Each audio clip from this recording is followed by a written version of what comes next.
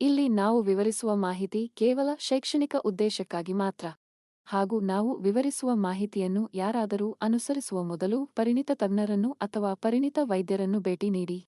ಹಾಗೂ ನಾವು ಚರ್ಚಿಸುವ ಅಥವಾ ವಿವರಿಸುವ ಮಾಹಿತಿಯಿಂದ ಆಗುವ ಅನಾನುಕೂಲಗಳಿಗೆ ಆರೋಗ್ಯ ಕನ್ನಡ ಪಾಡ್ಕಾಸ್ಟ್ ಆಗಲಿ ಆರೋಗ್ಯ ಕನ್ನಡ ಪಾಡ್ಕಾಸ್ಟ್ನ ಮಾಲೀಕರಾಗಲಿ ಜವಾಬ್ದಾರರಲ್ಲ.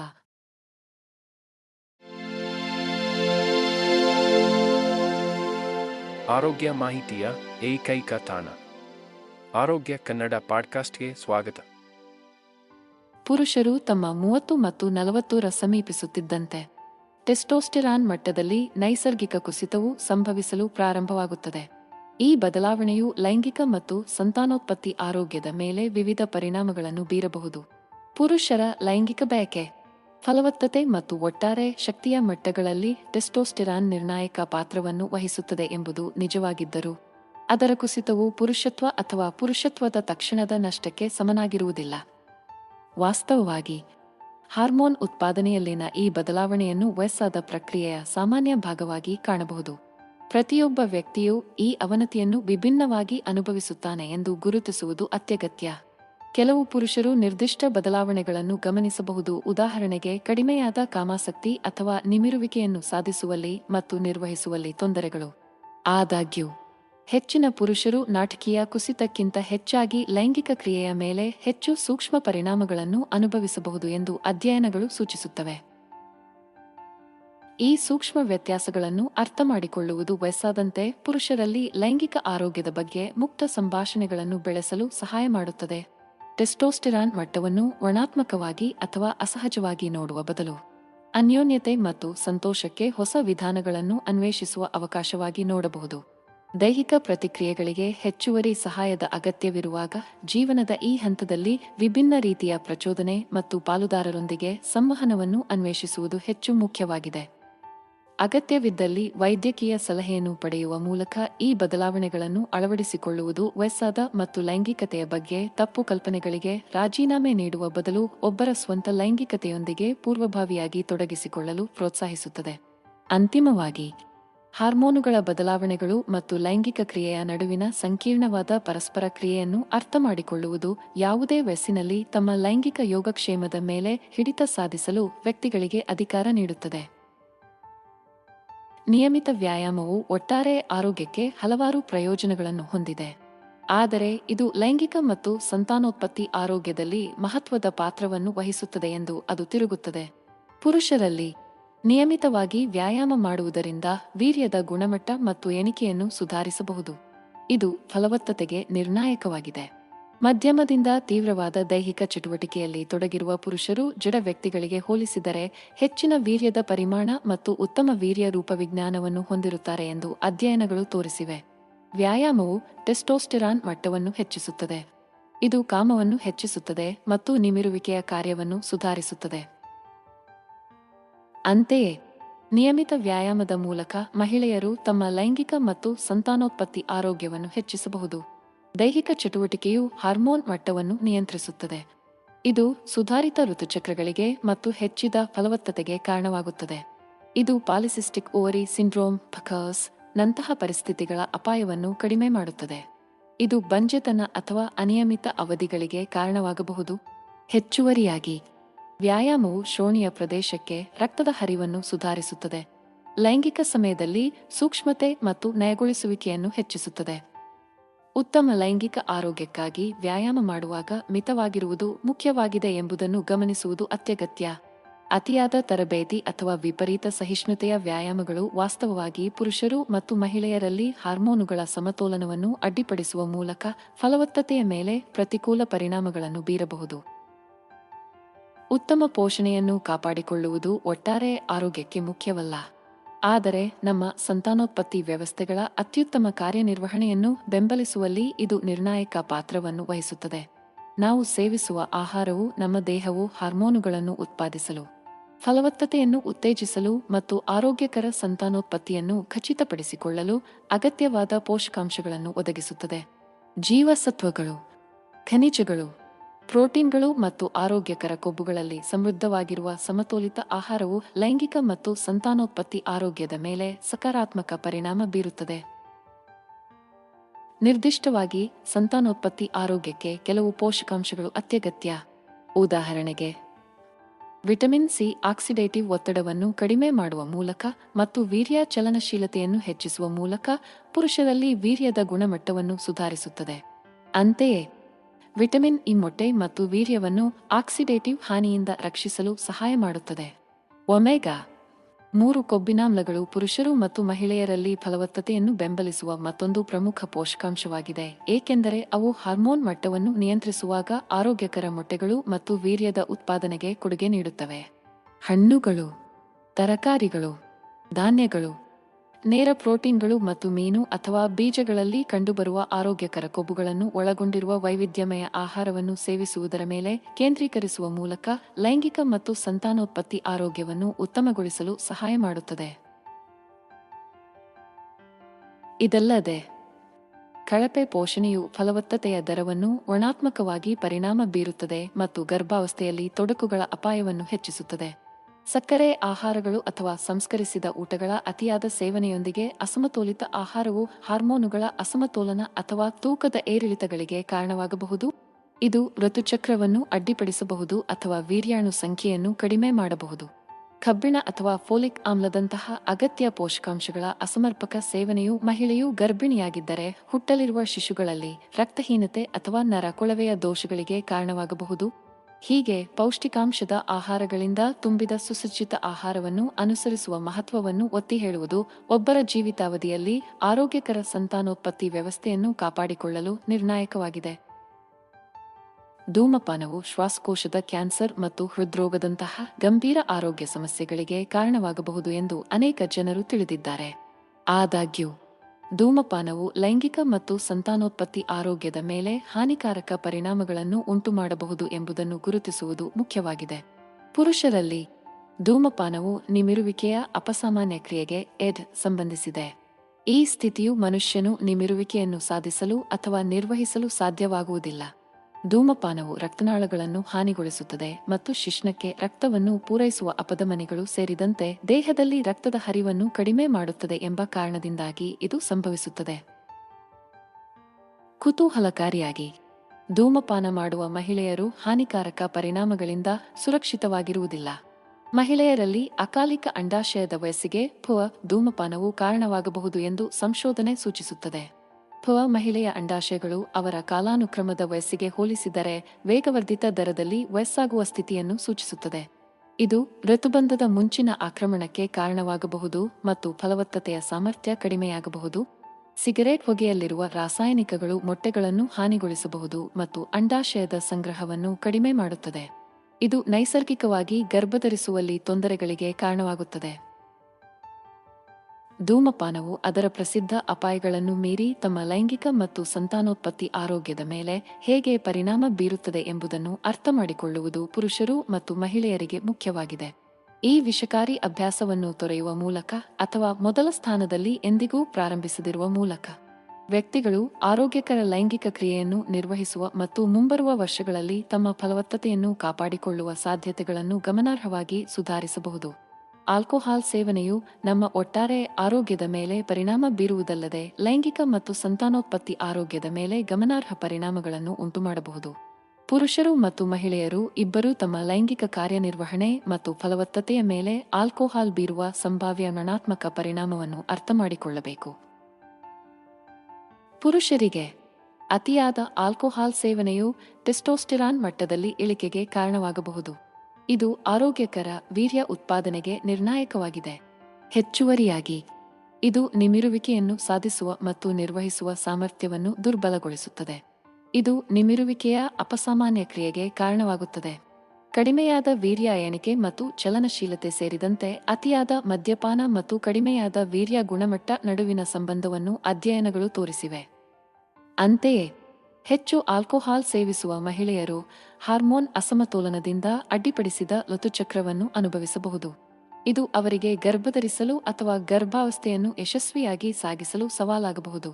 ಇದಲ್ಲದೆ ಗರ್ಭಾವಸ್ಥೆಯಲ್ಲಿ ಅತಿಯಾದ ಆಲ್ಕೋಹಾಲ್ ಸೇವನೆಯು ಭ್ರೂಣದ ಆಲ್ಕೋಹಾಲ್ ಸ್ಪೆಕ್ಟ್ರಮ್ ಅಸ್ವಸ್ಥತೆಗಳಿಗೆ ಫ್ಯಾಸ್ಟ್ಸ್ ಕಾರಣವಾಗಬಹುದು. ಇದು ಮಗುವಿನ ದೈಹಿಕ, ಮಾನಸಿಕ ನಡವಳಿಕೆಯ ಬೆಳವಣಿಗೆಯ ಮೇಲೆ ಪರಿಣಾಮ ಬೀರುತ್ತದೆ. ಪುರುಷರು ಮತ್ತು ಮಹಿಳೆಯರಲ್ಲಿ ಲೈಂಗಿಕ ಕ್ರಿಯೆ ಮತ್ತು ಫಲವತ್ತತೆಯ ಮೇಲೆ ಆಲ್ಕೋಹಾಲ್ ಸೇವನೆಯೊಂದಿಗೆ ಸಂಬಂಧಿಸಿದ ಈ ಸಂಭಾವ್ಯ ಅಪಾಯಗಳನ್ನು ಪರಿಗಣಿಸಿ ಮದ್ಯದ ಬಳಕೆಗೆ ಬಂದಾಗ ಮಿತವಾದ ಪ್ರಾಮುಖ್ಯತೆಯನ್ನು ಎತ್ತಿ ತೋರಿಸುತ್ತದೆ. ನಮ್ಮ ಲೈಂಗಿಕ ಮತ್ತು ಸಂತಾನೋತ್ಪತ್ತಿ ಆರೋಗ್ಯವನ್ನು ನೋಡಿಕೊಳ್ಳುವುದು ನಮಗೆ ಮತ್ತು ಭವಿಷ್ಯದ ಪೀಳಿಗೆಗೆ ದೀರ್ಘಾವಧಿಯ ಯೋಗಕ್ಷೇಮವನ್ನು ಖಾತ್ರಿಪಡಿಸಿಕೊಳ್ಳುವಾಗ ನಾವು ಸೇವಿಸುವ ಬಗ್ಗೆ ತಿಳುವಳಿಕೆಯುಳ್ಳ ಆಯ್ಕೆಗಳನ್ನು ಮಾಡುವುದನ್ನು ಒಳಗೊಂಡಿರುತ್ತದೆ. ಒತ್ತಡ. ನಿಸ್ಸಂದೇಹವಾಗಿ ಪುರುಷರು ಮತ್ತು ಮಹಿಳೆಯರಿಗೆ ಲೈಂಗಿಕ ಬಯಕೆ ಮತ್ತು ಫಲವತ್ತತೆಯ ಮೇಲೆ ಗಮನಾರ್ಹ ಪರಿಣಾಮ ಬೀರುತ್ತದೆ.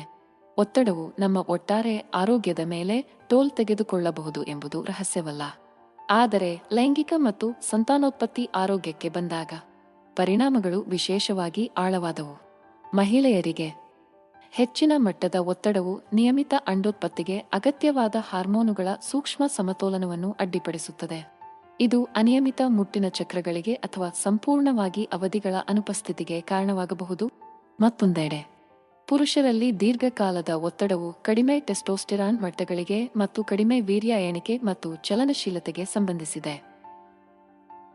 ಇದಲ್ಲದೆ ಒತ್ತಡವು ನಮ್ಮ ದೈಹಿಕ ಯೋಗಕ್ಷೇಮದ ಮೇಲೆ ಪರಿಣಾಮ ಬೀರುವುದಿಲ್ಲ. ಇದು ನಮ್ಮ ಭಾವನಾತ್ಮಕ ಸ್ಥಿತಿ ಮತ್ತು ಮಾನಸಿಕ ಆರೋಗ್ಯವನ್ನು ಸಹ ನುಸುಳುತ್ತದೆ. ಗಮನಾರ್ಹ ಒತ್ತಡದಲ್ಲಿರುವಾಗ ಅನೇಕ ಜನರು ತಮ್ಮನ್ನು ತಾವು ಕಡಿಮೆ ಪ್ರೇರೇಪಿಸುವ ಅಥವಾ ಲೈಂಗಿಕತೆಯ ಬಗ್ಗೆ ಆಸಕ್ತಿ ಹೊಂದಿರುತ್ತಾರೆ.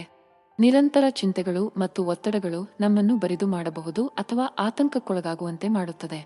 ಇದು ಲೈಂಗಿಕವಾಗಿ ಪ್ರಚೋದನೆಯನ್ನು ಅನುಭವಿಸಲು ಅಥವಾ ನಮ್ಮ ಪಾಲುದಾರರೊಂದಿಗೆ ಸಂಪರ್ಕವನ್ನು ಹೊಂದಲು ಸವಾಲಾಗುವಂತೆ ಮಾಡುತ್ತದೆ. ಈ ಕೆಟ್ಟ ಚಕ್ರವು ದುರದೃಷ್ಟಕರ ಪ್ರತಿಕ್ರಿಯೆ ಲೂಪ್ ಅನ್ನು ರಚಿಸುತ್ತದೆ, ಅಲ್ಲಿ ಒತ್ತಡವು ಲೈಂಗಿಕ ಬಯಕೆಯನ್ನು ಕುಗ್ಗಿಸುತ್ತದೆ.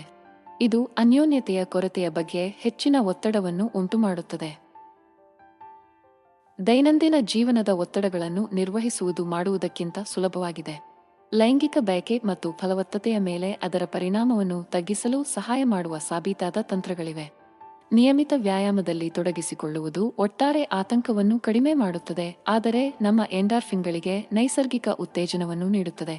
ಆನಂದ ಮತ್ತು ವಿಶ್ರಾಂತಿಯ ಭಾವನೆಗಳಿಗೆ ಕಾರಣವಾದ ರಾಸಾಯನಿಕಗಳು. ಇದು ನಿಸ್ಸಂದೇಹವಾಗಿ ನಮ್ಮ ಕಾಮಕ್ಕೆ ಧನಾತ್ಮಕ ಪರಿಣಾಮಗಳನ್ನು ಹೊಂದಿರುತ್ತದೆ. ಹೆಚ್ಚುವರಿಯಾಗಿ ಧ್ಯಾನ ಅಥವಾ ಆಳವಾದ ಉಸಿರಾಟದ ವ್ಯಾಯಾಮಗಳಂತಹ ಸಾವಧಾನತೆಯ ಅಭ್ಯಾಸಗಳನ್ನು ನಮ್ಮ ದಿನಚರಿಯಲ್ಲಿ ಸೇರಿಸುವುದು ಅತಿಯಾದ ಮನಸ್ಸನ್ನು ಶಾಂತಗೊಳಿಸಲು ಸಹಾಯ ಮಾಡುತ್ತದೆ ಮತ್ತು ಭಾವನಾತ್ಮಕ ಯೋಗಕ್ಷೇಮವನ್ನು ಉತ್ತೇಜಿಸುತ್ತದೆ. ಆರೋಗ್ಯಕರ ಲೈಂಗಿಕ ಸಂಬಂಧಗಳನ್ನು ಕಾಪಾಡಿಕೊಳ್ಳಲು 2 ಅಗತ್ಯ ಅಂಶಗಳು. ಕೊನೆಯಲ್ಲಿ ಒತ್ತಡವು ಲೈಂಗಿಕ ಬಯಕೆ ಮತ್ತು ಫಲವತ್ತತೆಯ ಮೇಲೆ ಹೇಗೆ ಪರಿಣಾಮ ಬೀರುತ್ತದೆ ಎಂಬುದನ್ನು ಅರ್ಥಮಾಡಿಕೊಳ್ಳುವುದು ಸೂಕ್ತವಾದ ಸಂತಾನೋತ್ಪತ್ತಿ ಆರೋಗ್ಯವನ್ನು ಬಯಸುವ ಪುರುಷರು ಮತ್ತು ಮಹಿಳೆಯರಿಗೆ ಮುಖ್ಯವಾಗಿದೆ. ದೈಹಿಕ ಯೋಗಕ್ಷೇಮ. ಭಾವನೆಗಳು ಮಾನಸಿಕ ಸ್ಥಿತಿಯ ನಡುವಿನ ಪರಸ್ಪರ ಕ್ರಿಯೆಯನ್ನು ಗುರುತಿಸುವ ಮೂಲಕ ಎಲ್ಲಾ ದೀರ್ಘಕಾಲದ ಒತ್ತಡದಿಂದ ಪ್ರಭಾವಿತವಾಗಿರುತ್ತದೆ. ಜೀವನದ ನಿಕಟ ಅಂಶಗಳ ಮೇಲೆ ಅದರ ಪರಿಣಾಮಗಳನ್ನು ತಗ್ಗಿಸಲು ನಾವು ಪೂರ್ವಭಾವಿ ಕ್ರಮಗಳನ್ನು ತೆಗೆದುಕೊಳ್ಳಬಹುದು. ಆರೋಗ್ಯ ವೃತ್ತಿಪರರಿಂದ ಬೆಂಬಲವನ್ನು ಪಡೆಯುವಾಗ ವಿಶ್ರಾಂತಿಯನ್ನು ಉತ್ತೇಜಿಸುವ ಸ್ವಯಂ ಆರೈಕೆ ಅಭ್ಯಾಸಗಳಿಗೆ ಆದ್ಯತೆ ನೀಡುವುದು ಆರೋಗ್ಯಕರ ಲೈಂಗಿಕ ಮತ್ತು ಸಂತಾನೋತ್ಪತ್ತಿ ಅನುಭವಗಳಿಗೆ ದಾರಿ ಮಾಡಿಕೊಡುತ್ತದೆ. ಅಂತಿಮವಾಗಿ ಹೆಚ್ಚು ಪೂರೈಸುವ ಸಂಬಂಧಗಳಿಗೆ ಕಾರಣವಾಗುತ್ತದೆ. ತುರ್ತು ಗರ್ಭನಿರೋಧಕವನ್ನು ಸಾಮಾನ್ಯವಾಗಿ ಬೆಳಿಗ್ಗೆ ನಂತರ ಮಾತ್ರೆ ಎಂದು ಕರೆಯಲಾಗುತ್ತದೆ. ಇದು ವರ್ಷಗಳಿಂದ ಲೈಂಗಿಕ ಮತ್ತು ಸಂತಾನೋತ್ಪತ್ತಿ ಆರೋಗ್ಯದಲ್ಲಿ ನಿರ್ಣಾಯಕ ಸಾಧನವಾಗಿದೆ. ಆದಾಗ್ಯೂ ಅಸುರಕ್ಷಿತ ಲೈಂಗಿಕತೆಯ ನಂತರ ಕಾಲಾನಂತರದಲ್ಲಿ ಅದರ ಪರಿಣಾಮಕಾರಿತ್ವವು ಗಮನಾರ್ಹವಾಗಿ ಕಡಿಮೆಯಾಗುತ್ತದೆ ಎಂದು ಒಪ್ಪಿಕೊಳ್ಳುವುದು ಮುಖ್ಯವಾಗಿದೆ. ಸಂಭೋಗದ ನಂತರ 72 ಗಂಟೆಗಳ ಒಳಗೆ ತೆಗೆದುಕೊಂಡರೆ ತುರ್ತು ಗರ್ಭನಿರೋಧಕವು ಗರ್ಭಧಾರಣೆಯನ್ನು ತಡೆಯುತ್ತದೆ. ಅಧ್ಯಯನಗಳು ಪ್ರತಿ 12 ಗಂಟೆಗಳಿಗೊಮ್ಮೆ ಅದರ ಪರಿಣಾಮಕಾರಿತ್ವವು 50% ಕಡಿಮೆಯಾಗುತ್ತದೆ ಎಂದು ತೋರಿಸಿದೆ. ಇದರರ್ಥ ಅದನ್ನು ಎಷ್ಟು ಬೇಗನೆ ತೆಗೆದುಕೊಂಡರೆ ಅದು ಹೆಚ್ಚು ಪರಿಣಾಮಕಾರಿಯಾಗಿರುತ್ತದೆ. ಕಾಲಾನಂತರದಲ್ಲಿ ಪರಿಣಾಮಕಾರಿತ್ವದಲ್ಲಿನ ಈ ಇಳಿಕೆಗೆ ಒಂದು ಕಾರಣವೆಂದರೆ ಅಂಡೋತ್ಪತ್ತಿ ಸಮಯ. ತುರ್ತು ಗರ್ಭನಿರೋಧಕವು ಪ್ರಾಥಮಿಕವಾಗಿ ಅಂಡೋತ್ಪತ್ತಿಯನ್ನು ತಡೆಗಟ್ಟುವ ಅಥವಾ ವಿಳಂಬಗೊಳಿಸುವ ಮೂಲಕ ಕಾರ್ಯನಿರ್ವಹಿಸುತ್ತದೆ. ಆದರೆ ಒಮ್ಮೆ ಅಂಡೋತ್ಪತ್ತಿ ಈಗಾಗಲೇ ಸಂಭವಿಸಿದಲ್ಲಿ ಅದರ ಯಶಸ್ಸಿನ ಪ್ರಮಾಣವು ಶೀಘ್ರವಾಗಿ ಕಡಿಮೆಯಾಗುತ್ತದೆ. ಆದ್ದರಿಂದ ಅಸುರಕ್ಷಿತ ಲೈಂಗಿಕತೆಯ ನಂತರ ಸಾಧ್ಯವಾದಷ್ಟು ಬೇಗ ತುರ್ತು ಗರ್ಭನಿರೋಧಕವನ್ನು ತೆಗೆದುಕೊಳ್ಳುವುದು ಫಲವತ್ತತೆ ಮತ್ತು ಫಲವತ್ತಾದ ಮೊಟ್ಟೆಯ ಅಳವಡಿಕೆಯನ್ನು ತಡೆಯುವ ಸಾಧ್ಯತೆಗಳನ್ನು ಹೆಚ್ಚಿಸುತ್ತದೆ. ತುರ್ತು ಗರ್ಭನಿರೋಧಕವನ್ನು ತಡವಾಗಿ ಬಳಸುವುದರೊಂದಿಗೆ ಕಡಿಮೆ ಪರಿಣಾಮಕಾರಿತ್ವಕ್ಕೆ ಕೊಡುಗೆ ನೀಡುವ ಮತ್ತೊಂದು ಅಂಶವೆಂದರೆ ವೀರ್ಯ ಬದುಕುಳಿಯುವ ಸಮಯ. 5 ದಿನಗಳವರೆಗೆ ಸ್ತ್ರೀ ಸಂತಾನೋತ್ಪತ್ತಿ ವ್ಯವಸ್ಥೆಯಲ್ಲಿ ವೀರ್ಯವು ಕಾರ್ಯಸಾಧ್ಯವಾಗಬಹುದು.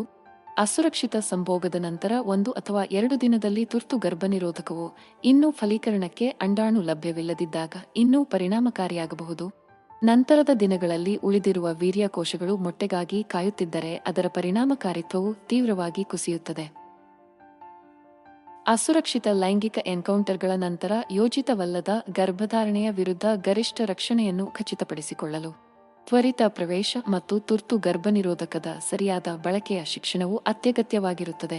ಉತ್ತಮ ಲೈಂಗಿಕ ಮತ್ತು ಸಂತಾನೋತ್ಪತ್ತಿ ಆರೋಗ್ಯವನ್ನು ಕಾಪಾಡಿಕೊಳ್ಳಲು ನಿಯಮಿತ ತಪಾಸಣೆ ಅತ್ಯಗತ್ಯ, ಏಕೆಂದರೆ ಅವುಗಳು ಸಂಭಾವ್ಯ ಸಮಸ್ಯೆಗಳನ್ನು ಮೊದಲೇ ಪತ್ತೆಹಚ್ಚಲು ಸಹಾಯ ಮಾಡುತ್ತದೆ.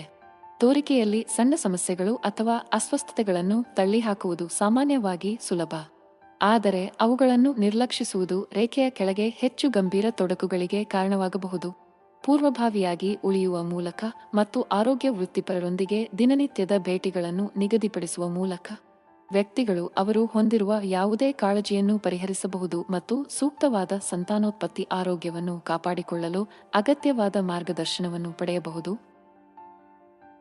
ಇದಲ್ಲದೆ ನಿಯಮಿತ ತಪಾಸಣೆಗಳು ಲೈಂಗಿಕವಾಗಿ ಹರಡುವ ಸೋಂಕುಗಳಂತಹ ಪರಿಸ್ಥಿತಿಗಳನ್ನು ಗುರುತಿಸುವಲ್ಲಿ ನಿರ್ಣಾಯಕ ಪಾತ್ರವನ್ನು ವಹಿಸುತ್ತವೆ. ಸ್ಟೇಸ್ ಅನೇಕ ಸ್ಟೇಗಳು ಯಾವುದೇ ಸ್ಪಷ್ಟವಾದ ರೋಗಲಕ್ಷಣಗಳನ್ನು ಅಥವಾ ಸೌಮ್ಯವಾದ ಅಭಿವ್ಯಕ್ತಿಗಳನ್ನು ಹೊಂದಿರುವುದಿಲ್ಲ. ಅದು ಸುಲಭವಾಗಿ ಬೇರೆ ಯಾವುದನ್ನಾದರೂ ತಪ್ಪಾಗಿ ಗ್ರಹಿಸಬಹುದು.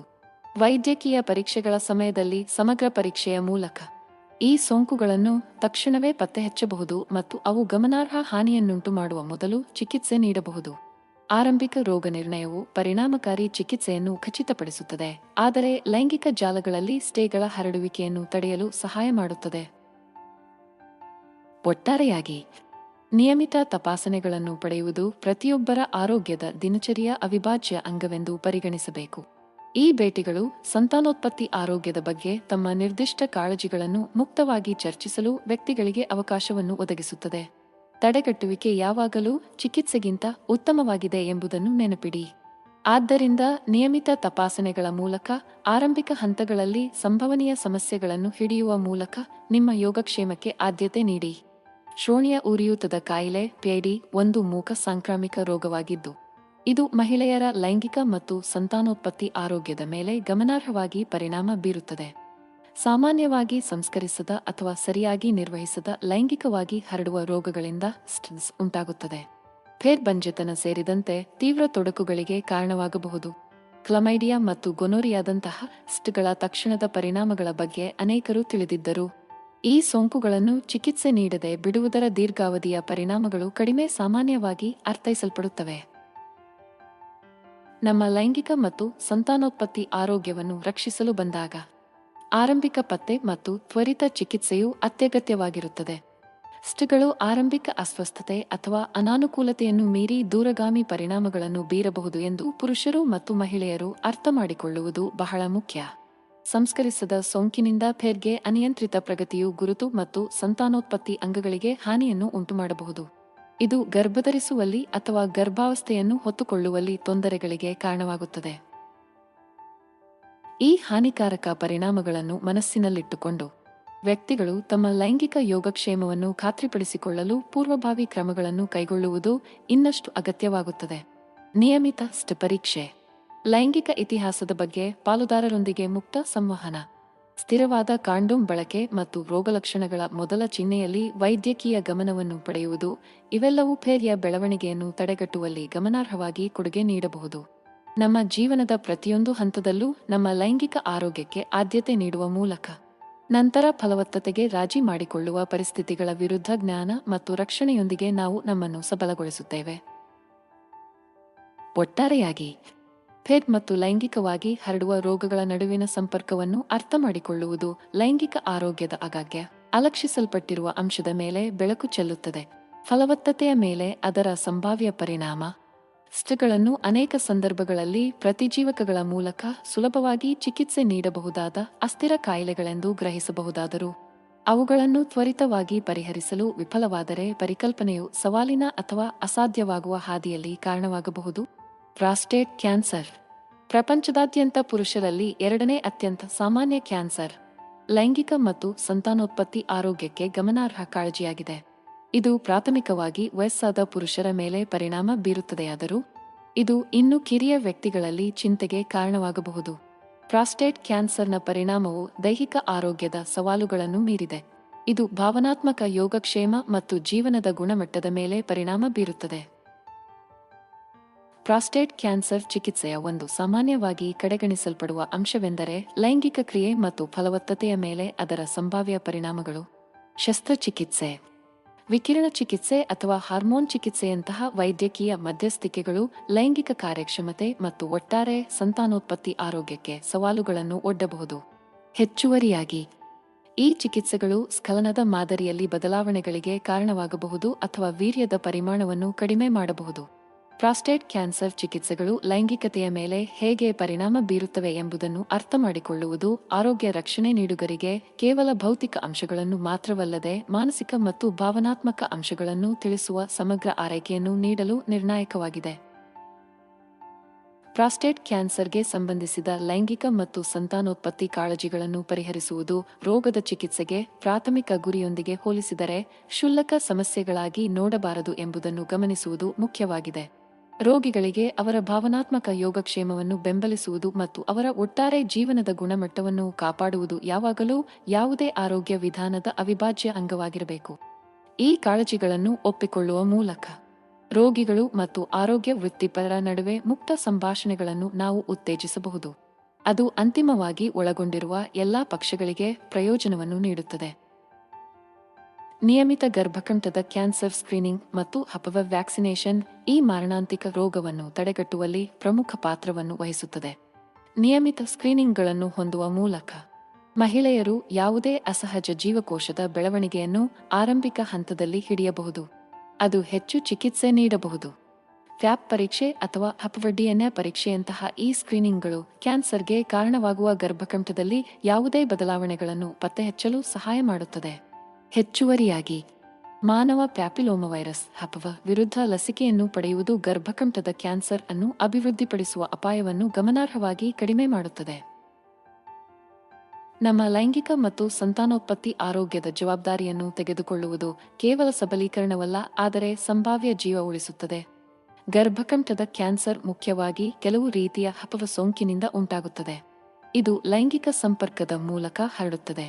ಆದಾಗ್ಯೂ, ಎಂದಿಗೂ ಲೈಂಗಿಕ ಸಂಭೋಗದಲ್ಲಿ ತೊಡಗಿರದ ಮಹಿಳೆಯರು ಸಹ ಇನ್ನೂ ಅಪಾಯದಲ್ಲಿದ್ದಾರೆ, ಏಕೆಂದರೆ ಹಪವ ನಿಕಟ ಚರ್ಮದ ಸಂಪರ್ಕದಿಂದ ಹರಡಬಹುದು. ನಿಯಮಿತ ಸ್ಕ್ರೀನಿಂಗ್ಗಳ ಮೂಲಕ, ಆರಂಭಿಕ ಪತ್ತೆ ಮತ್ತು ವ್ಯಾಕ್ಸಿನೇಷನ್ ಮೂಲಕ ರಕ್ಷಣೆಯ ಪ್ರಾಮುಖ್ಯತೆಯನ್ನು ಇದು ಮತ್ತಷ್ಟು ಒತ್ತಿ ಹೇಳುತ್ತದೆ. ಈ ತಡೆಗಟ್ಟುವ ಕ್ರಮಗಳ ಬಗ್ಗೆ ಜಾಗೃತಿ ಮೂಡಿಸುವ ಮೂಲಕ ಜಾಗತಿಕ ಮಟ್ಟದಲ್ಲಿ ಗರ್ಭಕಂಠದ ಕ್ಯಾನ್ಸರ್ ಅನ್ನು ಎದುರಿಸಲು ನಮಗೆ ಅವಕಾಶವಿದೆ.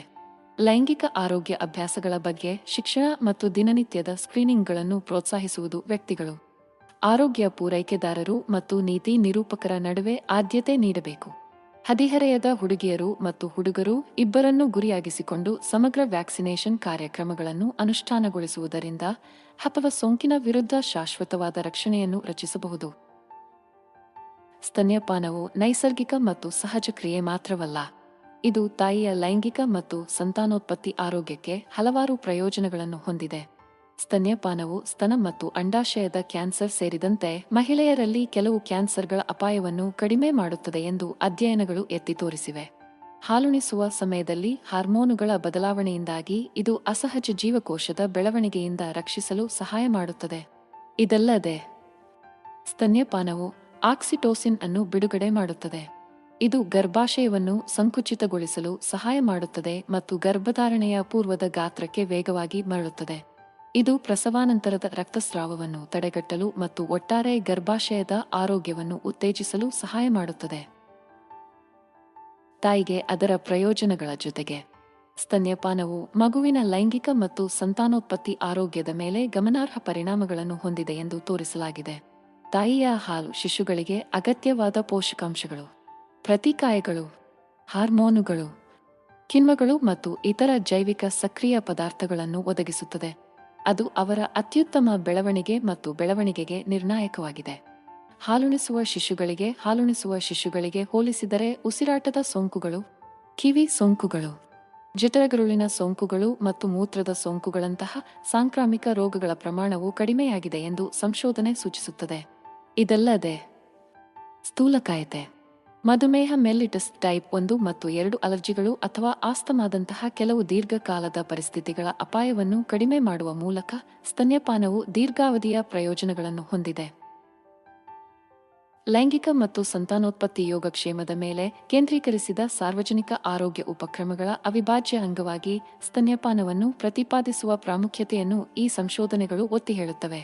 ಸಮುದಾಯಗಳಲ್ಲಿ ಸರಿಯಾದ ಶಿಕ್ಷಣ ಕಾರ್ಯಕ್ರಮಗಳ ಮೂಲಕ ಹುಟ್ಟಿನಿಂದಲೇ ತಮ್ಮ ಶಿಶುಗಳೊಂದಿಗೆ ಯಶಸ್ವಿ ಸ್ತನ್ಯಪಾನ ಸಂಬಂಧವನ್ನು ಸ್ಥಾಪಿಸುವಲ್ಲಿ ತಾಯಂದಿರನ್ನು ಬೆಂಬಲಿಸುವ ಮೂಲಕ ಅಂತಿಮವಾಗಿ ತಾಯಿಯ ಮಾನಸಿಕ ಆರೋಗ್ಯಕ್ಕೆ ಸಂಬಂಧಿಸಿದಂತೆ ಸುಧಾರಿತ ಫಲಿತಾಂಶಗಳಿಗೆ ಕಾರಣವಾಗುತ್ತದೆ. ಆದರೆ ಉಪೋತ್ಕೃಷ್ಟ ಆಹಾರ ಪದ್ಧತಿಗಳೊಂದಿಗೆ ನೇರವಾಗಿ ಅಥವಾ ಪರೋಕ್ಷವಾಗಿ ಸಂಬಂಧಿಸಿರುವ ಶಿಶುಗಳ ಅನಾರೋಗ್ಯದ ದರಗಳನ್ನು ಕಡಿಮೆ ಮಾಡುತ್ತದೆ. ಲೈಂಗಿಕ ಮತ್ತು ಸಂತಾನೋತ್ಪತ್ತಿ ಆರೋಗ್ಯಕ್ಕೆ ಬಂದಾಗ ಫಲವತ್ತತೆಯ ಸಮಸ್ಯೆಗಳು ಪ್ರಾಥಮಿಕವಾಗಿ ಮಹಿಳೆಯರಿಗೆ ಸಂಬಂಧಿಸಿದೆ ಎಂಬ ಸಾಮಾನ್ಯ ತಪ್ಪು ಕಲ್ಪನೆಯಿದೆ. ಆದಾಗ್ಯೂ ಇತ್ತೀಚಿನ ಸಂಶೋಧನೆಯು ಎಲ್ಲಾ ಫಲವತ್ತತೆಯ ಸಮಸ್ಯೆಗಳಲ್ಲಿ ಅರ್ಧದಷ್ಟು ವಾಸ್ತವವಾಗಿ ಪುರುಷ ಅಂಶಗಳಿಂದ ಉಂಟಾಗುತ್ತದೆ ಎಂದು ತೋರಿಸಿದೆ. ಈ ಬಹಿರಂಗಪಡಿಸುವಿಕೆಯು ಬಂಜೆತನದ ಸುತ್ತಲಿನ ಸಾಂಪ್ರದಾಯಿಕ ನಿರೂಪಣೆಯನ್ನು ಸವಾಲು ಮಾಡುತ್ತದೆ ಮತ್ತು ಸಂತಾನೋತ್ಪತ್ತಿ ಸಮಸ್ಯೆಗಳ ರೋಗನಿರ್ಣಯ ಮತ್ತು ಚಿಕಿತ್ಸೆಯಲ್ಲಿ ಎರಡೂ ಪಾಲುದಾರರನ್ನು ಪರಿಗಣಿಸುವ ಪ್ರಾಮುಖ್ಯತೆಯನ್ನು ಎತ್ತಿ ತೋರಿಸುತ್ತದೆ. ಕಳೆದ ಕೆಲವು ದಶಕಗಳಲ್ಲಿ ವೀರ್ಯದ ಗುಣಮಟ್ಟ ಗಣನೀಯವಾಗಿ ಕುಸಿಯುತ್ತಿದೆ ಎಂಬುದು ಒಂದು ಪ್ರಮುಖ ಸಂಶೋಧನೆಯಾಗಿದೆ. ಅಭಿವೃದ್ಧಿ ಹೊಂದಿದ ದೇಶಗಳಲ್ಲಿ ಪುರುಷರಲ್ಲಿ ವೀರ್ಯ ಎಣಿಕೆ, ಚಲನಶೀಲತೆ ಮತ್ತು ರೂಪವಿಜ್ಞಾನದಲ್ಲಿನ ಇಳಿಕೆಯನ್ನು ಅಧ್ಯಯನಗಳು ಬಹಿರಂಗಪಡಿಸಿವೆ. ಒತ್ತಡ, ಜಡ ಜೀವನ ಶೈಲಿ, ಪರಿಸರ ಮಾಲಿನ್ಯಕಾರಕಗಳಿಗೆ ಒಡ್ಡಿಕೊಳ್ಳುವುದು ಮತ್ತು ಕಳಪೆ ಆಹಾರದ ಆಯ್ಕೆಗಳಂತಹ ಅಂಶಗಳು ಪುರುಷ ಫಲವತ್ತತೆಯ ಕುಸಿತಕ್ಕೆ ಸಂಬಂಧಿಸಿವೆ. ಈ ಸಂಶೋಧನೆಗಳು ಪಿತೃತ್ವಕ್ಕಾಗಿ ಯೋಜಿಸುವಾಗ ಪುರುಷರು ತಮ್ಮ ಒಟ್ಟಾರೆ ಆರೋಗ್ಯ ಮತ್ತು ಯೋಗಕ್ಷೇಮಕ್ಕೆ ಸಮಾನ ಗಮನವನ್ನು ನೀಡುವ ಅಗತ್ಯವನ್ನು ಒತ್ತಿ ಹೇಳುತ್ತವೆ. ಇದಲ್ಲದೆ ತಂತ್ರಜ್ಞಾನದಲ್ಲಿನ ಪ್ರಗತಿಯು ಪುರುಷ ಬಂಜೆತನದ ಆನುವಂಶಿಕ ಕಾರಣಗಳ ಮೇಲೆ ಹೊಸ ಬೆಳಕನ್ನು ಚೆಲ್ಲಿದೆ. ಆನುವಂಶಿಕ ಪರೀಕ್ಷೆಯು ಈಗ ನಿರ್ದಿಷ್ಟ ಜೀನ್ ರೂಪಾಂತರಗಳು ಅಥವಾ ವ್ಯತ್ಯಾಸಗಳನ್ನು ಗುರುತಿಸಬಹುದು. ಅದು ಕಡಿಮೆ ಫಲವತ್ತತೆ ಅಥವಾ ಸಂಪೂರ್ಣ ಸಂತಾನಹೀನತೆಗೆ ಕಾರಣವಾಗಬಹುದು. ಇದು ದಂಪತಿಗಳಿಗೆ ತಮ್ಮ ಸಂತಾನೋತ್ಪತ್ತಿ ಸಾಮರ್ಥ್ಯದ ಬಗ್ಗೆ ಹೆಚ್ಚು ನಿಖರವಾದ ತಿಳುವಳಿಕೆಯನ್ನು ನೀಡುತ್ತದೆ ಮತ್ತು ಅವರ ನಿರ್ದಿಷ್ಟ ಆನುವಂಶಿಕ ಪ್ರೊಫೈಲ್ಗೆ ಅನುಗುಣವಾಗಿ ಉದ್ದೇಶಿತ ಮಧ್ಯಸ್ಥಿಕೆಗಳು ಅಥವಾ ಚಿಕಿತ್ಸೆಯನ್ನು ಸಕ್ರಿಯಗೊಳಿಸುತ್ತದೆ. ಒಟ್ಟಾರೆಯಾಗಿ ಬಂಜೆತನದಲ್ಲಿ ಪುರುಷ ಅಂಶಗಳು ವಹಿಸುವ ಮಹತ್ವದ ಪಾತ್ರವನ್ನು ಬಿಚ್ಚಿಡುವುದು ಲೈಂಗಿಕ ಮತ್ತು ಸಂತಾನೋತ್ಪತ್ತಿ ಆರೋಗ್ಯದ ಕಡೆಗೆ ಸಮಗ್ರ ವಿಧಾನವನ್ನು ಅಳವಡಿಸಿಕೊಳ್ಳುವ ಪ್ರಾಮುಖ್ಯತೆಯನ್ನು ಒತ್ತಿ ಹೇಳುತ್ತದೆ. ಈ ಸತ್ಯಗಳನ್ನು ಅಂಗೀಕರಿಸುವ ಮೂಲಕ ಮತ್ತು ಈ ಪ್ರಯಾಣದಲ್ಲಿ ಪಾಲುದಾರರಾಗಿ ಒಟ್ಟಾಗಿ ಕೆಲಸ ಮಾಡುವ ಮೂಲಕ ದಂಪತಿಗಳು ತಮ್ಮ ಸಂಬಂಧಗಳಲ್ಲಿ ಒಟ್ಟಾರೆ ಯೋಗಕ್ಷೇಮವನ್ನು ಉತ್ತೇಜಿಸುವ ಮೂಲಕ ತಮ್ಮ ಗರ್ಭಧರಿಸುವ ಸಾಧ್ಯತೆಗಳನ್ನು ಹೆಚ್ಚಿಸಬಹುದು. ಹದಿಹರೆಯದವರ ಲೈಂಗಿಕ ಮತ್ತು ಸಂತಾನೋತ್ಪತ್ತಿ ಆರೋಗ್ಯವನ್ನು ರೂಪಿಸುವಲ್ಲಿ ಲೈಂಗಿಕ ಶಿಕ್ಷಣವು ಪ್ರಮುಖ ಪಾತ್ರವನ್ನು ವಹಿಸುತ್ತದೆ. ಸಮಗ್ರ ಲೈಂಗಿಕ ಶಿಕ್ಷಣ ಕಾರ್ಯಕ್ರಮಗಳು ಯುವಜನರಲ್ಲಿ ಲೈಂಗಿಕ ಚಟುವಟಿಕೆಯ ಪ್ರಾರಂಭವನ್ನು ವಿಳಂಬಗೊಳಿಸಬಹುದು ಎಂದು ಹಲವಾರು ಅಧ್ಯಯನಗಳು ಸತತವಾಗಿ ತೋರಿಸಿವೆ. ಉದ್ದೇಶಪೂರ್ವಕವಲ್ಲದ ಗರ್ಭಧಾರಣೆಗಳು ಮತ್ತು ಲೈಂಗಿಕವಾಗಿ ಹರಡುವ ಸೋಂಕುಗಳಂತಹ ಆರಂಭಿಕ ಲೈಂಗಿಕ ನಡವಳಿಕೆಯಲ್ಲಿ ತೊಡಗಿಸಿಕೊಳ್ಳುವ ಸಂಭಾವ್ಯ ಪರಿಣಾಮಗಳ ಬಗ್ಗೆ ನಿಖರವಾದ ಮಾಹಿತಿಯನ್ನು ಒದಗಿಸುವ ಮೂಲಕ ಈ ಕಾರ್ಯಕ್ರಮಗಳು ಹದಿಹರೆಯದವರಿಗೆ ಅವರ ದೇಹ ಮತ್ತು ಸಂಬಂಧಗಳ ಬಗ್ಗೆ ತಿಳುವಳಿಕೆಯುಳ್ಳ ನಿರ್ಧಾರಗಳನ್ನು ತೆಗೆದುಕೊಳ್ಳಲು ಅಧಿಕಾರ ನೀಡುತ್ತವೆ. ಇದಲ್ಲದೆ ಲೈಂಗಿಕ ಶಿಕ್ಷಣವು ಹದಿಹರೆಯದವರಲ್ಲಿ ಲೈಂಗಿಕ ಚಟುವಟಿಕೆಯ ಆವರ್ತನವನ್ನು ಕಡಿಮೆ ಮಾಡುತ್ತದೆ ಎಂದು ಸಾಬೀತಾಗಿದೆ. ಸಮಗ್ರ ಲೈಂಗಿಕ ಶಿಕ್ಷಣದ ಮೂಲಕ ಪಡೆದ ಜ್ಞಾನವು ಸಂಭೋಗದ ಸಮಯದಲ್ಲಿ ಇಂದ್ರಿಯ ನಿಗ್ರಹ ಅಥವಾ ಗರ್ಭನಿರೋಧಕ ಬಳಕೆ ಸೇರಿದಂತೆ ಜವಾಬ್ದಾರಿಯುತ ಲೈಂಗಿಕ ನಡವಳಿಕೆಯ ಉತ್ತಮ ತಿಳುವಳಿಕೆಯನ್ನು ಉತ್ತೇಜಿಸುತ್ತದೆ. ಈ ಹೆಚ್ಚಿದ ಅರಿವು ಯುವಜನರು ತಮ್ಮ ಲೈಂಗಿಕತೆಯನ್ನು ಎಚ್ಚರಿಕೆ ಮತ್ತು ಜವಾಬ್ದಾರಿಯ ಪ್ರಜ್ಞೆಯೊಂದಿಗೆ ಸಮೀಪಿಸಲು ಅನುವು ಮಾಡಿಕೊಡುತ್ತದೆ. ಇದು ಅಪಾಯಕಾರಿ ನಡವಳಿಕೆಗಳಲ್ಲಿ ಇಳಿಕೆಗೆ ಕಾರಣವಾಗುತ್ತದೆ. ಹೆಚ್ಚುವರಿಯಾಗಿ ಸಮಗ್ರ ಲೈಂಗಿಕ ಶಿಕ್ಷಣವು ಹದಿಹರೆಯದವರಲ್ಲಿ ಗರ್ಭನಿರೋಧಕ ಬಳಕೆಯನ್ನು ಹೆಚ್ಚಿಸುತ್ತದೆ ಎಂದು ಕಂಡುಬಂದಿದೆ. ಗರ್ಭನಿರೋಧಕದ ವಿವಿಧ ವಿಧಾನಗಳು ಮತ್ತು ಅವುಗಳನ್ನು ಹೇಗೆ ಪ್ರವೇಶಿಸುವುದು ಎಂಬುದರ ಕುರಿತು ಯುವಜನರಿಗೆ ಶಿಕ್ಷಣ ನೀಡುವ ಮೂಲಕ ಈ ಕಾರ್ಯಕ್ರಮಗಳು ಹದಿಹರೆಯದವರು ಗರ್ಭನಿರೋಧಕಗಳನ್ನು ಪರಿಣಾಮಕಾರಿಯಾಗಿ ಬಳಸದಂತೆ ತಡೆಯುವ ಅಡೆತಡೆಗಳನ್ನು ತೆಗೆದುಹಾಕುತ್ತವೆ. ಇದು ಯೋಜಿತವಲ್ಲದ ಗರ್ಭಧಾರಣೆಯನ್ನು ಕಡಿಮೆ ಮಾಡುವುದಲ್ಲದೆ ಲೈಂಗಿಕವಾಗಿ ಹರಡುವ ಸೋಂಕುಗಳ ಹರಡುವಿಕೆಯನ್ನು ತಡೆಗಟ್ಟುವಲ್ಲಿ ಅತ್ಯಗತ್ಯ ಸಾಧನವಾಗಿ ಕಾರ್ಯನಿರ್ವಹಿಸುತ್ತದೆ. ಕೊನೆಯಲ್ಲಿ ಹದಿಹರೆಯದವರಲ್ಲಿ ಆರೋಗ್ಯಕರ ಲೈಂಗಿಕ ನಡವಳಿಕೆಗಳನ್ನು ಉತ್ತೇಜಿಸಲು ಸಮಗ್ರ ಲೈಂಗಿಕ ಶಿಕ್ಷಣವು ನಿರ್ಣಾಯಕವಾಗಿದೆ ಎಂದು ಪುರಾವೆಗಳು ಸ್ಪಷ್ಟವಾಗಿ ಸೂಚಿಸುತ್ತವೆ. ಇದು ಲೈಂಗಿಕ ಚೊಚ್ಚಲವನ್ನು ವಿಳಂಬಗೊಳಿಸುತ್ತದೆ ಮತ್ತು ಯುವಜನರಲ್ಲಿ ಲೈಂಗಿಕ ಚಟುವಟಿಕೆಯ ಆವರ್ತನವನ್ನು ಕಡಿಮೆ ಮಾಡುತ್ತದೆ, ಆದರೆ ಗರ್ಭನಿರೋಧಕ ಬಳಕೆಯನ್ನು ಹೆಚ್ಚಿಸುವ ಮೂಲಕ ಅವರ ಸಂತಾನೋತ್ಪತ್ತಿ ಆರೋಗ್ಯದ ಬಗ್ಗೆ ತಿಳುವಳಿಕೆಯುಳ್ಳ ನಿರ್ಧಾರಗಳನ್ನು ತೆಗೆದುಕೊಳ್ಳಲು ಅವರಿಗೆ ಅಧಿಕಾರ ನೀಡುತ್ತದೆ. ಸುರಕ್ಷಿತ ಸ್ವಯಂಪ್ರೇರಿತ ಕುಟುಂಬ ಯೋಜನೆಗೆ ಪ್ರವೇಶವು ಕೇವಲ ವೈಯಕ್ತಿಕ ಆಯ್ಕೆಯ ವಿಷಯವಲ್ಲ, ಇದು ಮೂಲಭೂತ ಮಾನವ ಹಕ್ಕು. ಲೈಂಗಿಕ ಮತ್ತು ಸಂತಾನೋತ್ಪತ್ತಿ ಆರೋಗ್ಯವು ಶಿಕ್ಷಣ, ಉದ್ಯೋಗಾವಕಾಶಗಳು ಮತ್ತು ಒಟ್ಟಾರೆ ಯೋಗಕ್ಷೇಮ ಸೇರಿದಂತೆ ವ್ಯಕ್ತಿಗಳ ಜೀವನದ ಇತರ ಅಂಶಗಳೊಂದಿಗೆ ಸಂಕೀರ್ಣವಾಗಿ ಸಂಬಂಧ ಹೊಂದಿದೆ. ಜನರು ತಮ್ಮ ಗರ್ಭಧಾರಣೆಯ ಸಮಯ ಮತ್ತು ಅಂತರವನ್ನು ಯೋಜಿಸಲು ಸಮರ್ಥರಾದಾಗ, ಅವರು ತಮ್ಮ ಶೈಕ್ಷಣಿಕ ಗುರಿಗಳನ್ನು ಅನುಸರಿಸಲು ಅಥವಾ ಸ್ಥಿರವಾದ ವೃತ್ತಿಜೀವನವನ್ನು ನಿರ್ಮಿಸಲು ಉತ್ತಮ ಅವಕಾಶಗಳನ್ನು ಹೊಂದಿರುತ್ತಾರೆ.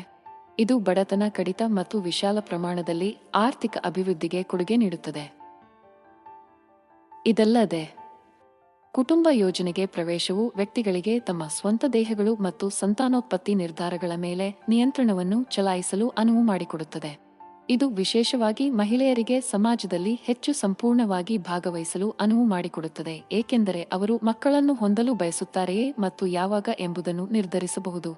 ಮಹಿಳೆಯರಿಗೆ ಈ ಸ್ವಾಯತ್ತತೆಯನ್ನು ನೀಡಿದಾಗ, ಅದು ಅವರಿಗೆ ವೈಯಕ್ತಿಕವಾಗಿ ಪ್ರಯೋಜನವನ್ನು ಮಾತ್ರವಲ್ಲದೆ ಒಟ್ಟಾರೆಯಾಗಿ ಸಮಾಜದ ಮೇಲೆ ಸಕಾರಾತ್ಮಕ ತರಂಗ ಪರಿಣಾಮಗಳನ್ನು ಬೀರುತ್ತದೆ. ಮಹಿಳೆಯರು ತಾವು ಹೊಂದಿರುವ ಮಕ್ಕಳ ಸಂಖ್ಯೆಯನ್ನು ಆರಿಸಿಕೊಂಡಾಗ, ತಾಯಿಯ ಮತ್ತು ಮಗುವಿನ ಆರೋಗ್ಯದ ಫಲಿತಾಂಶಗಳು ಸುಧಾರಿಸುತ್ತವೆ. ಇದು ಶಿಶು ಮರಣದ ಕಡಿಮೆ ದರಗಳಿಗೆ ಕಾರಣವಾಗುತ್ತದೆ ಮತ್ತು ಕುಟುಂಬಗಳಿಗೆ ಒಟ್ಟಾರೆ ಆರೋಗ್ಯವನ್ನು ಸುಧಾರಿಸುತ್ತದೆ ಎಂದು ಸಂಶೋಧನೆ ತೋರಿಸುತ್ತದೆ. ಸುರಕ್ಷಿತ ಕುಟುಂಬ ಯೋಜನೆ ಸೇವೆಗಳ ಅಸಮರ್ಪಕ ಪ್ರವೇಶ ಅಥವಾ ನಿರಾಕರಣೆಯು ಪ್ರಪಂಚದಾದ್ಯಂತದ ಅನೇಕ ಅಂಚಿನಲ್ಲಿರುವ ಸಮುದಾಯಗಳಿಗೆ ಬಡತನ ಮತ್ತು ಸೀಮಿತ ಅವಕಾಶಗಳ ಚಕ್ರಗಳನ್ನು ಶಾಶ್ವತಗೊಳಿಸುತ್ತದೆ. ಸುರಕ್ಷಿತ ಕುಟುಂಬ ಯೋಜನೆ ವಿಧಾನಗಳ ಪ್ರವೇಶವು ವೈಯಕ್ತಿಕ ಹಕ್ಕುಗಳನ್ನು ಖಾತ್ರಿಪಡಿಸಿಕೊಳ್ಳಲು ಅವಶ್ಯಕವಾಗಿದೆ ಎಂದು ಗುರುತಿಸುವುದು ಸಮಾನ ಸಮಾಜಗಳನ್ನು ಉತ್ತೇಜಿಸಲು ನಿರ್ಣಾಯಕವಾಗಿದೆ, ಅಲ್ಲಿ ಪ್ರತಿಯೊಬ್ಬರೂ ತಮ್ಮ ಸಂತಾನೋತ್ಪತ್ತಿ ಜೀವನದ ಬಗ್ಗೆ ತಿಳುವಳಿಕೆಯುಳ್ಳ ನಿರ್ಧಾರಗಳನ್ನು ತೆಗೆದುಕೊಳ್ಳುವ ಸ್ವಾತಂತ್ರ್ಯವನ್ನು ಹೊಂದಿರುತ್ತಾರೆ. ಲೈಂಗಿಕ ಮತ್ತು ಸಂತಾನೋತ್ಪತ್ತಿ ಆರೋಗ್ಯವನ್ನು ಮಾನವ ಹಕ್ಕು ಎಂದು ಆದ್ಯತೆ ನೀಡುವ ಮೂಲಕ ವರ್ಧಿತ ಶಿಕ್ಷಣ ಮಟ್ಟಗಳು, ಆರ್ಥಿಕ ಸಮೃದ್ಧಿ, ಲಿಂಗ ಸಮಾನತೆ ಮತ್ತು ಆರೋಗ್ಯಕರ ಕುಟುಂಬಗಳ ಮೂಲಕ ಏಕಕಾಲದಲ್ಲಿ ಸಾಮಾಜಿಕ ಲಾಭಾಂಶವನ್ನು ಪಡೆದುಕೊಳ್ಳುವುದರೊಂದಿಗೆ ಪ್ರತಿಯೊಬ್ಬ ವ್ಯಕ್ತಿಯ ಸ್ವಾಯತ್ತತೆಯನ್ನು ಗೌರವಿಸುವ ಸಮಾಜಗಳನ್ನು ರಚಿಸಲು ನಾವು ಶ್ರಮಿಸಬಹುದು. ಅಸುರಕ್ಷಿತ ಗರ್ಭಪಾತವು ಗಂಭೀರವಾದ ಸಾರ್ವಜನಿಕ ಆರೋಗ್ಯ ಸಮಸ್ಯೆಯಾಗಿದ್ದು, ಇದು ವಿಶ್ವಾದ್ಯಂತ ಮಹಿಳೆಯರ ಜೀವನದ ಮೇಲೆ ಟೋಲ್ ತೆಗೆದುಕೊಳ್ಳುತ್ತಿದೆ. ವಿಶ್ವ ಆರೋಗ್ಯ ಸಂಸ್ಥೆಯ ಪ್ರಕಾರ ಪ್ರತಿ ವರ್ಷ ಸುಮಾರು 23,000 ಮಹಿಳೆಯರು ಅಸುರಕ್ಷಿತ ಗರ್ಭಪಾತದಿಂದ ಉಂಟಾಗುವ ತೊಂದರೆಗಳಿಂದ ಸಾಯುತ್ತಾರೆ. ಈ ಸಾವುಗಳು ಸಂಪೂರ್ಣವಾಗಿ ತಡೆಗಟ್ಟಬಲ್ಲವು ಮತ್ತು ಸಮಗ್ರ ಲೈಂಗಿಕ ಮತ್ತು ಸಂತಾನೋತ್ಪತ್ತಿ ಆರೋಗ್ಯ ಸೇವೆಗಳ ತುರ್ತು ಅಗತ್ಯವನ್ನು ಎತ್ತಿ ತೋರಿಸುತ್ತವೆ.